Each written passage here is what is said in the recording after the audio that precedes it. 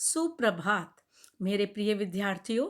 मैं किरण महन आज आपको निबंध के विषय में समझाने जा रही हूँ। निबंध लेखन। निबंध शब्द नी तथा बंध इन दो शब्दों के मेल से बना है।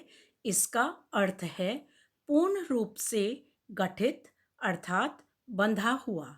किसी विषय पर भावों और विचारों की एक बंधी हुई रचना को निबंध कहते हैं। निबंध चार प्रकार के होते हैं: वर्णनात्मक निबंध, विवरणात्मक निबंध, भावात्मक निबंध, विचारात्मक निबंध। निबंध लिखने से पहले हमें निबंध के अंगों के बारे में जानना होगा: भूमिका, विषय विस्तार, उपसंहार।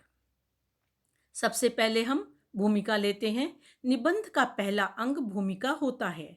भूमिका में विषय को 4-5 वाक्यों में समझाया जाता है और इसे प्रस्तावना भी कहते हैं।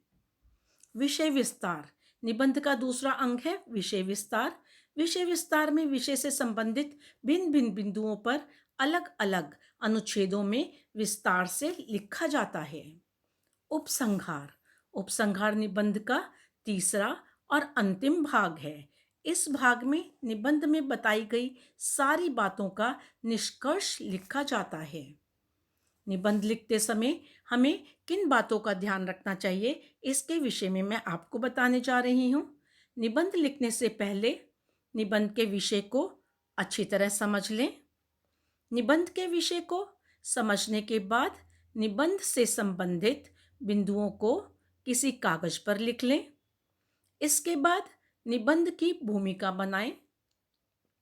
प्रत्येक बिंदु को एक अलग अनुच्छेद में लिखें।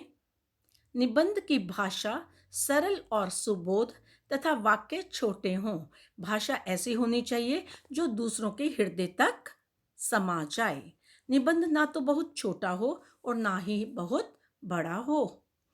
आजकल परीक्षा में छात्रों को निबंध लेखन में उनकी सहायता के लिए विषय के साथ साथ संकेत बिंदु भी दिए जाते हैं। उन्हीं के आधार पर विद्यार्थियों को निबंध लिखना होता है। तो बच्चों, अब आपको समझ आ गया होगा कि निबंध लेखन किस प्रकार लिखा जाता है। धन्यवाद।